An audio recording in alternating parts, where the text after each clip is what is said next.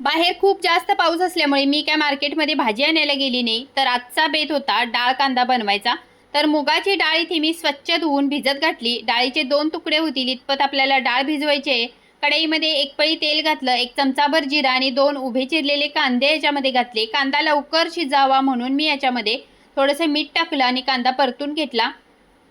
8-10 कढीपत्त्याची पानं घातली, त्याच्यानंतर बारीक चिरलेला 1 टोमॅटो घातला आणि चांगलं परतून घेतलं।